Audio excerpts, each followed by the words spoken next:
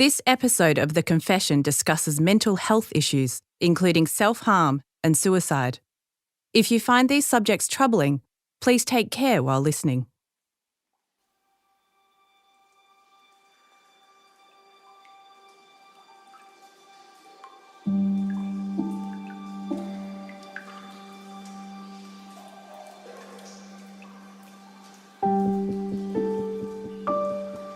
So wet cell, there's a bed, there's a toilet, there's a basin. Katia is telling me about the wet cell. It's where disturbed inmates are put to protect them from themselves. It gets its name because it can be hosed down if anything goes wrong. You're put in a gown, a very heavy gown. You're not allowed your underwear, you're not allowed to wear your bra, you can't have your shoes, you can't have your socks. You have a bed, just a mattress. From memory, I don't even think there's a pillow. And then you're given a heavy blanket, which doesn't keep you warm, and it's not something that you can sort of wrap yourself up in, but that's the whole point of it. The wet cell's like, for me, it's like the worst part of jail. The wet cell was in the Dame Phyllis Frost Women's Prison in Deer Park in Melbourne's Outer West, where Katia would be taken after the remand centre. We'll hear more about the wet cell later, but before we get there, or to the things that led Katia there, let's hear from Eminem, one of Katia's favourite artists. That's why these prosecutors want to convict me, strictly just to get me off of these streets quickly, but all they kids be listening. That's from Sing for the Moment. It was one of the songs that got Katia through some of the worst times. I'm looking at an email Katia sent to one of her lawyers, Max Coe, from law firm Robinson Gill. The email is headed Katia's music list, and under that is a note.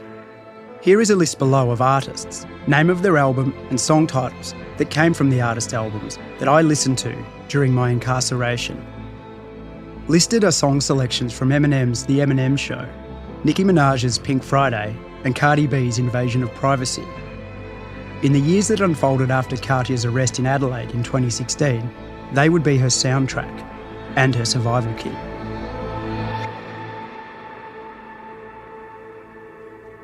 But right now, as we start this episode, Katia is about to enter the first stage of the criminal justice process, the committal hearing. A committal is heard by a magistrate who will determine whether the evidence submitted is strong enough for there to be a reasonable prospect for a successful prosecution.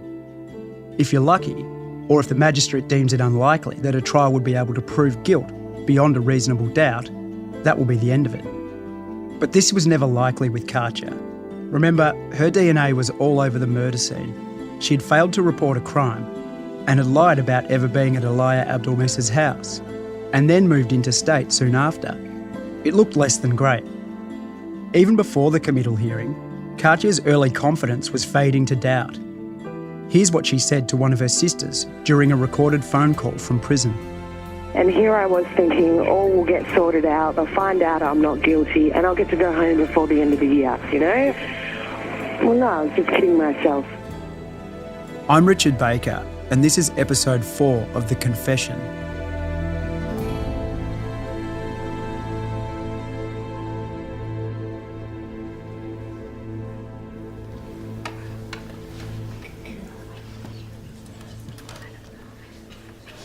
Katia's committal hearing began on May 16, 2017, at the Melbourne Magistrates Court before Magistrate Graham Keel. It concluded the next day, with Keel committing Katia to stand trial for the murder of Eliah Abdelmesser. Keel granted Katia bail. The prosecution appealed. On June 27, Supreme Court Justice Lex Lasry upheld the appeal and revoked Katia's bail and sent her back to prison. In fact, Katia did have the option of not going to trial. She says it was suggested to her she could do a deal to plead guilty to the lesser charge of manslaughter in the hope of a lighter sentence. She weighed the pros and cons during her phone calls to family members. Yeah, but still, it's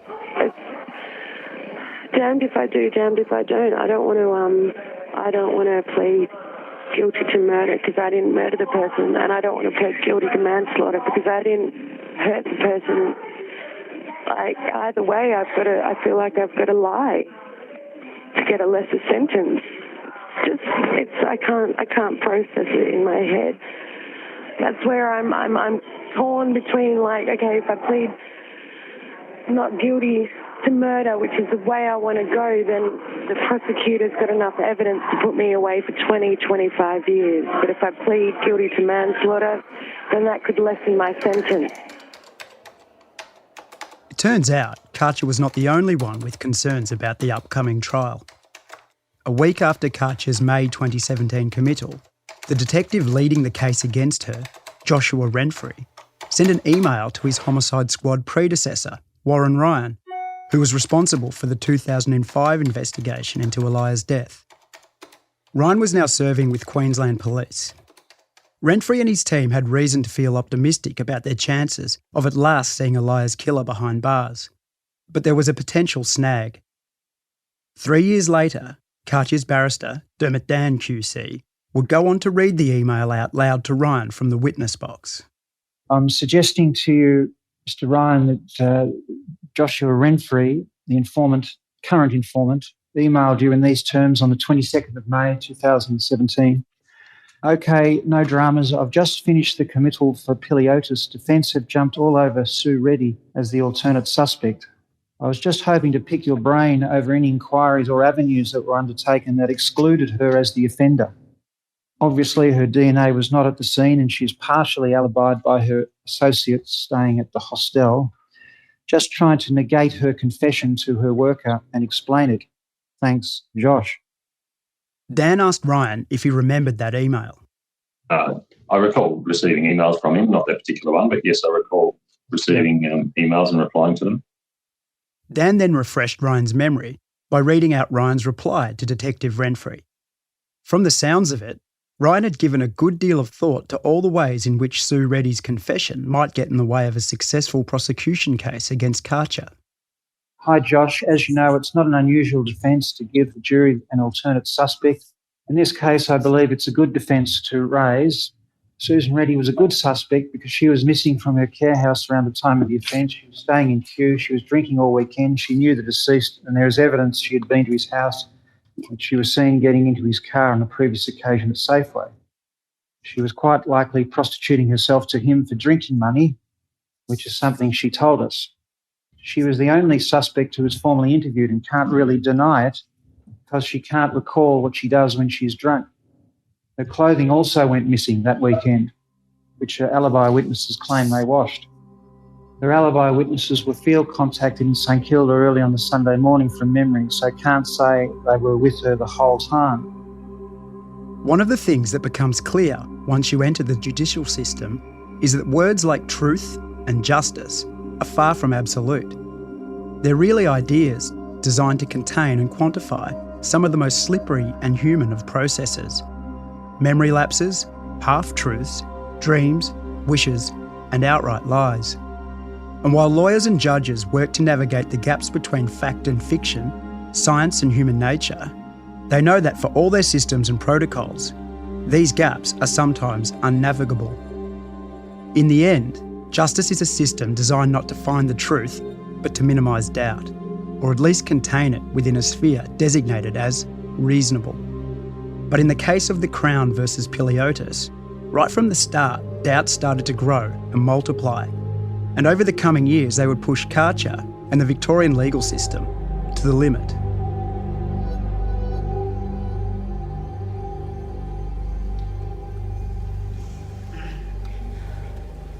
Katia's trial began at the Supreme Court of Victoria on William Street in Melbourne CBD on September 25, 2017. I could do an entire podcast series on what happened over the next 18 or so months as the justice system floundered, but here's the abridged version. On October 5, 2017, the jury in Katia's first trial was discharged. The prosecutor had complained about the contents of her defence barrister's opening remarks and their potential effect on jurors. Katia was being represented by a different barrister at that time, not Dermot Dan QC, whose voice you heard earlier. As a result of Katia's barrister's statements, her second trial began the next day before a new jury. It had been going nearly 2 weeks, when Detective Ryan dropped a bombshell. Remember Sue's confession? The one she made to her carer, Ross Bracken, back in 2005, having spent the day being questioned by Ryan and fellow detectives. She said the deceased was speaking rudely to her. She asked him to stop. However, he continued. Seemingly out of nowhere, Ryan now recalled Sue Reddy recanting the confession she'd made to Bracken about assaulting Eliah Abdul-Messa. She picked up an item with a hard, rounded white or clear object, which was clear or white in colour. She thought might have been a paperweight. Object. Sue then informed me that something in her head snapped. She repeatedly hit the man. Blood sprayed over her face, until he collapsed. Hands and down the top she was wearing. She asked someone to wash her clothes. This was the first anyone in the courtroom had heard of Sue withdrawing her confession. Certainly Ryan hadn't mentioned it when he'd answered Detective Renfrey's email a few months earlier. But now he gave a sworn statement to prosecutors, alleging that Sue told him in the Q Safeway car park in early October 2005 that what she'd said to Bracken was made up. Just like Sue's vanishing confession, news of Ryan's supermarket car park conversation with her was a surprise to everyone. Ryan's about-face shocked Katia and her lawyers, and resulted in the discharge of a second jury on day 13 of the trial. It took outside observers by surprise too. I mean, there's a couple of things that went wrong in that process. One is that there aren't meant to be surprises in criminal trials. They're not meant to be great television. That's Melbourne Law School professor Jeremy Gans. We heard him outline the principle of beyond reasonable doubt in an earlier episode, and he has taken a keen interest in Katia's case. The defence can pull out surprises. They can pull out surprise witnesses or surprise revelations. But all of the prosecution case, and in fact everything the police has gathered that is relevant to the case, is meant to be given to the defence before the trial so they can decide whether or not to plead guilty and prepare for the trial. According to Ryan's new evidence, Sue had only confessed to Ross Bracken because she thought that's what the police had wanted her to say. When pressed by Katia's lawyers for documentary evidence of Reddy's recantation, Ryan assured the court he had written notes in his police diary in 2005. The only problem, he said, was that sometime over the intervening years, the diary had been, well, lost. In response to an accusation that he'd made up Sue's withdrawn confession, Ryan said, quote, "Look, if my diary was available, we wouldn't even be having this conversation." In the end, jurors would have to take him, an experienced homicide detective, at his word. Ryan's new evidence looked like good news for the police case and aligned neatly with what Detective Renfrey had been hoping for, something to cast doubt on the confession Sue Reddy had made to her carer. As we'll discover in later episodes, there were various problems with Ryan's sworn testimony. But for now, one thing that's important to know is that Ryan only came out with the claim that Sue had taken back her confession once he knew she was dead. Katia's barrister, Dermot Dan QC, put this to Ryan as he gave evidence before Supreme Court Justice Elizabeth Hollingworth in 2020. So you agree that that's the sequence. It was after you found out that Susan Reddy had passed away that you first told anyone involved in this from the prosecution that there was this recantation conversation you had with her when she was alive. Yes. Is that convenient time? It certainly is. We're going to take a lunch break now, witness, so you can disconnect yourself and if you can... Katia's third trial began in November 2017. It looked like going the distance, only for the jury to be discharged once again near the end on December 8. This time, it was after the prosecutor complained about the contents of the closing address from Katia's barrister. Katia would now have to wait 11 months for her next trial, her fourth, to begin. We didn't have a lot of luck with trials. Unfortunately, we had 3 trials. Meanwhile, life in prison was tough and getting tougher. Katia was physically attacked more than once by other inmates. At one stage, she was given the option of moving into protective custody, but chose to stick it out with the other prisoners. She says she was also targeted by the guards, and one in particular. And then there was an added humiliation each time she had to leave prison to appear in court. You're butt naked in front of 2 female prison officers. You have to run your fingers through your hair, open your mouth, turn around, lift up your feet, wriggle your toes, basically show them every single crack and crevice in your body. to make sure that you're not trying to smuggle anything out of the jail. And then there's another strip search when you're at the courtroom, and then there's another one when you come back. If you're really unlucky, you do have the occasional prison officer who will make an inappropriate comment about your body. On top of the daily stresses and fear was Katia's continued grief and shock at her predicament. While other women she knew in their mid-30s were raising families and building careers, she faced the prospect of decades behind bars for a murder she was adamant she hadn't committed. She says she kept replaying over in her mind her decision not to report finding Eliah's body when she had the chance. It's also important to say that in the middle of all those bad things that happened, there was also some good, and that Katia worked hard to stay positive and to find constructive ways to pass the time. She completed certificates in education for horticulture, IT, construction and kitchen operations. She also drew on inner resources and started writing, including poems about her experiences inside. Coming from a musical family, she hoped someday to turn some of them into songs. It's something growing up that I have been interested in, but it's not really something that I've been confident enough to admit to, out of fear of being laughed at. I wanna get married, like the Curry, Steph and Aisha shit, but we more. Either way, music was a constant. Cardi B, Nicki Minaj, Eminem, Amy Winehouse too. In a way, they became her family on the inside. Have you ever been hated or discriminated against? I have. I've been protested and demonstrated against. Picket signs for She also made some friends in prison, including one who probably helped save her life. There's one woman in particular, she's still in custody. She'll be in custody for another 30 odd years. She was extremely supportive because she could relate to me, and she was very empathetic, kind, non-judgmental, a really good listener. Katia says this woman was only a few years older than her, maybe 40.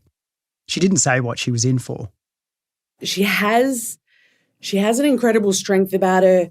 I don't know how, she just manages to get herself up each day and power through every day. Confident, good spirit, happy. I'm sure she had her bad days as well, but she was probably the most powerful, strongest person I met in there. And I'll probably never forget her. As time passed, the good things in Katia's former life began to disappear, such as a new boyfriend. So I didn't even get to see him through the breakup process. It was letters and phone calls, and then the phone calls stopped. Katia had always doubted herself, but now she started to lose herself. I started eating a lot for comfort. I put on a lot of weight. I started self-harming as a release. And I tried to kill myself while I was in jail. My family suffering as well. I was very prepared to end my life. And I did try. It was hard, but I did try. I tried more than once. Which brings us to the wet cell, the part she described to me as the worst part of the worst part. You can't have any of your personal belongings because any personal belongings can be seen as a tool to harm yourself. You're stripped bare, basically. When you want toilet paper, for instance, you have to ask for it. It's issued out to you in a very small amount. And then things like brushing your teeth or having a shower. You come out of your cell to have a shower.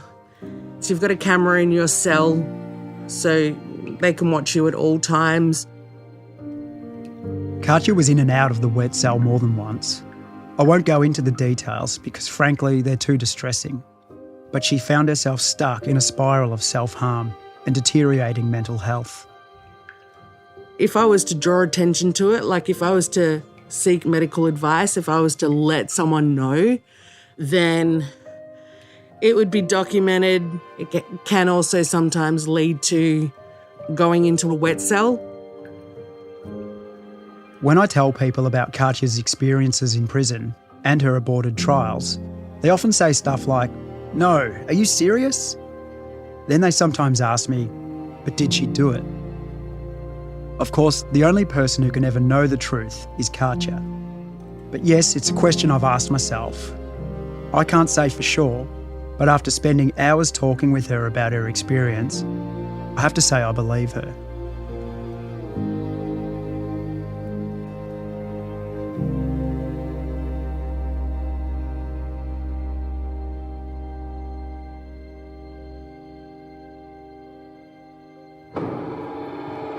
On the morning of November 8, 2018, Katia rose early, submitted to the usual indignities, and boarded a prison bus to the Supreme Court.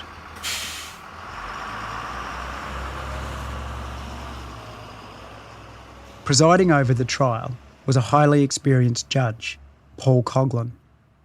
Just as in her 3 previous incomplete trials, the case was heavy on science. Central to the legal debate was a detailed, and I imagine at times quite impenetrable discussion of DNA technology.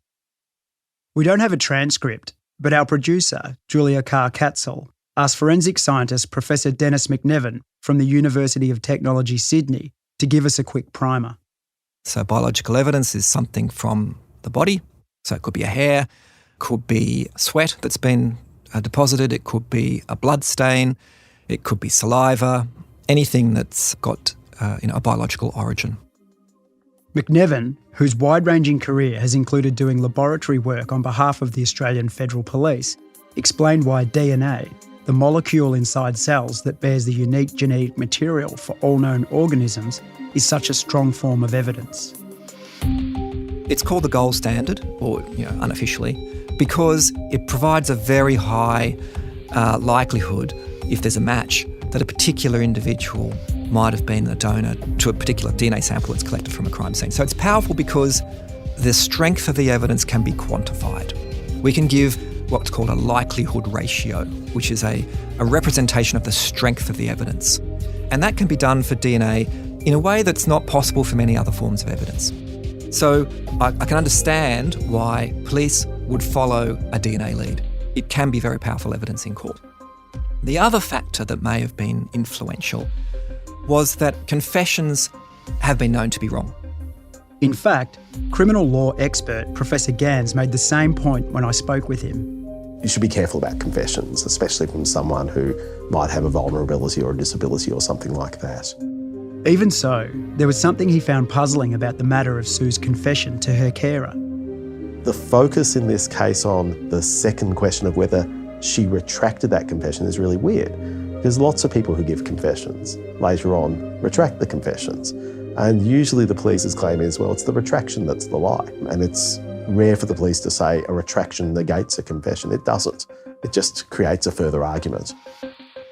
But the fact remained that Katia's DNA was all over the crime scene, and Sue Reddy's wasn't. Katia's legal team tried to counter by introducing a concept known as shedding. So it's become apparent in the last 10 to 15 years that not everybody sheds DNA to the same extent. And by shedding, I mean depositing. So if I touch a surface with my hand and leave finger marks, they will probably have DNA associated with them. But I may leave more DNA than you, or the other way around. You may leave more DNA than me. That's UTS's Dennis McNevin again. And in court, a forensic science officer who had tested items from Eliah's house did confirm, under cross-examination from Katia's lawyers, that different people do indeed shed DNA differently. But the devil was, as ever, in the details.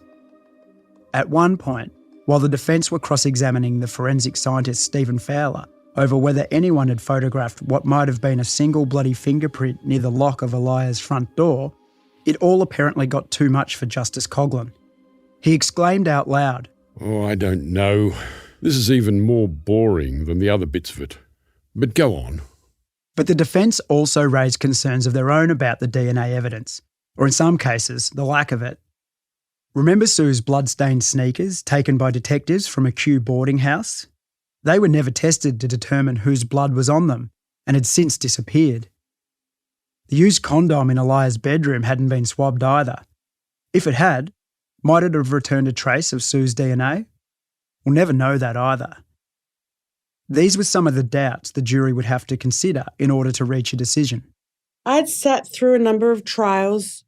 From her lonely vantage point in the dock, Katia watched and listened to what had become frustratingly familiar legal arguments.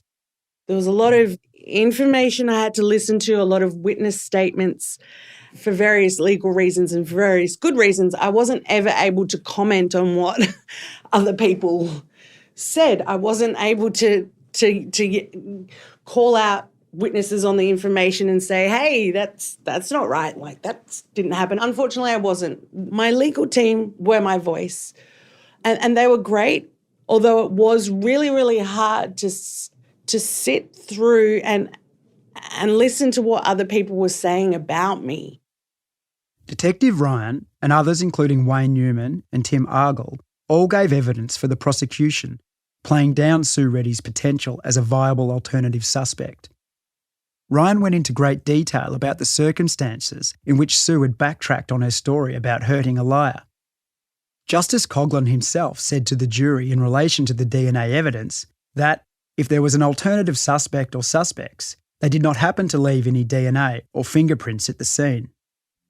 In summing up for the jury, the lead prosecutor zeroed in on Sue's mental impairment and her apparent willingness to please the police. Here's an actor reading from the prosecutor's closing remarks. Sue Reddy was obviously concerned about the fact that she'd been drunk when she'd last seen him, and she was prepared to volunteer to the police, to the homicide squad, that she could do violent things when she was drunk, members of the jury. And perhaps she was willing to believe it.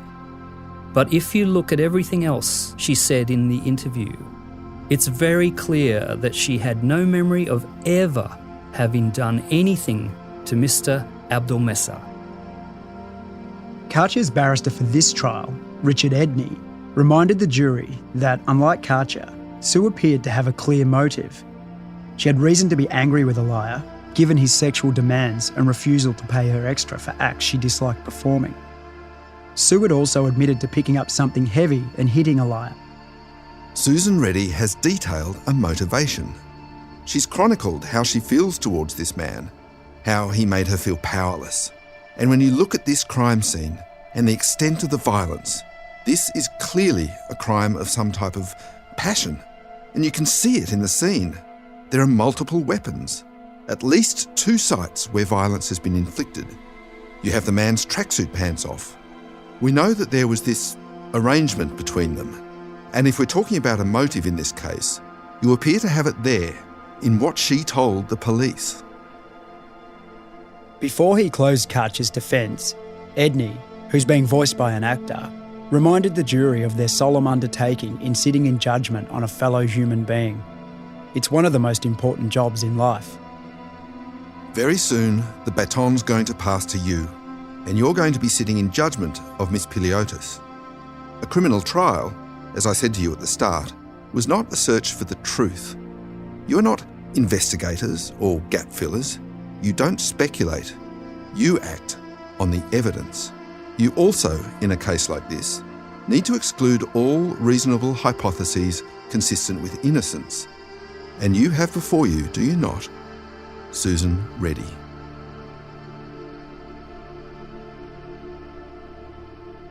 Foreman of the jury, how say you?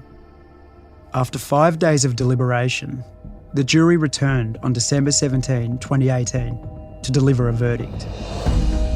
Piliotis was found guilty of the murder of widower Eliah Abdelmessi more than a decade Katia Piliotis was handed a 19-year prison sentence for one of the state's most... During her 2018 trial, the accused's barrister Richard Edney questioned a forensic expert.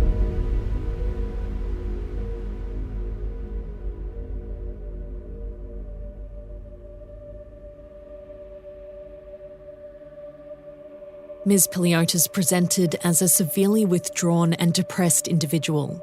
She said that she is having considerable difficulty coming to terms with the implication of the jury's verdict and that she remains in a state of shock and disbelief. This is from a psychiatric assessment carried out after Katia's guilty verdict, before sentencing. We've had an actor read an extract.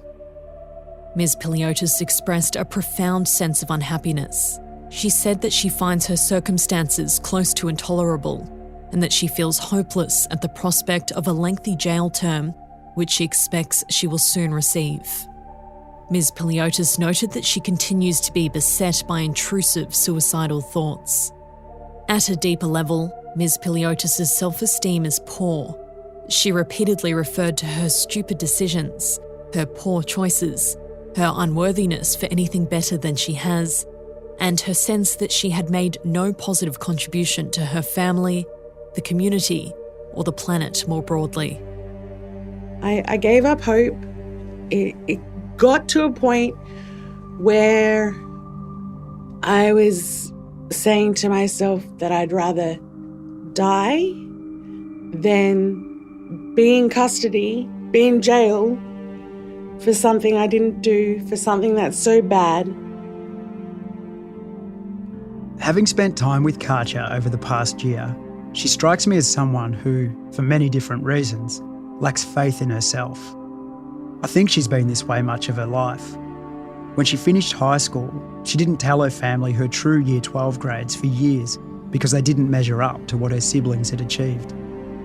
Now Katia was experiencing a crisis of faith in something far bigger than herself. From the moment of her arrest and throughout her trials, Katia had held on to a hope that the justice system would exonerate her.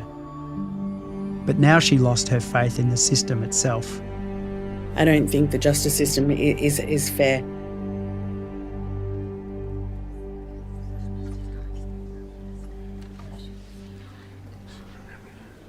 On April 11, 2019, Katia was back in court to be sentenced by Justice Peter Coughlin. The third anniversary of her arrest was weeks away. This is part of what Justice Coughlin, voiced by an actor, had to say. You continue to deny any criminal involvement in the death of Mr. Abdulmessi, and it follows, although you have expressed regret about his death, you are not remorseful, and equally, you have no insight into your offending. I proceed on the basis, consistent with the jury verdict, that you were the person who attacked Mr. Abdulmessi and the person who inflicted the injuries on him and caused his death.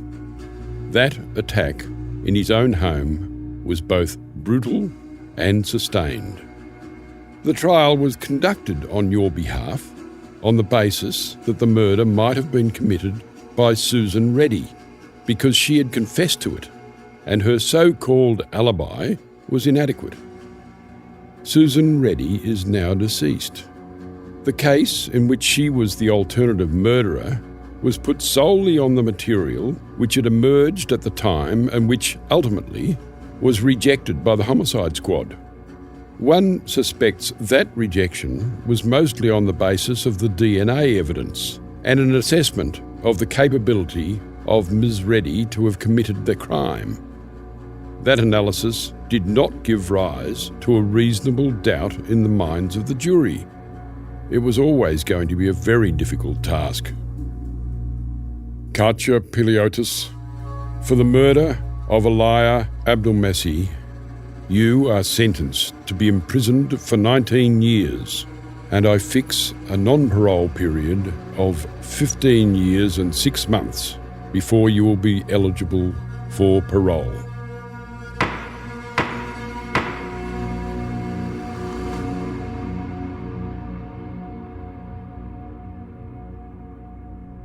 Next time on The Confession. The judge had said some pretty startling things to the jury. I kept on thinking, okay, it may look good, but then any bet something's going to happen and the police are going to do something to F it up. Please understand, I'm not remotely interested in your speculation about anything. You've done enough speculating in this case. I want to know what you can and can't remember. Do you understand? The Confession is written and presented by me, Richard Baker. Our story consultant and co-writer is Kate Cole-Adams. Julia Carr-Katzel is our producer and editor. Director of podcasting is David McMillan. Tom McKendrick is head of audio. Michael Batchelard is the Age's investigations editor. Sound design and mix by Kyle Hopkins. Technical assistance from Cormac Lally. Check out the Age and Sydney Morning Herald website for bonus material and for more of Australia's best investigative journalism. And if you've found any of the content of today's episode troubling, please contact Lifeline on 13 11 14.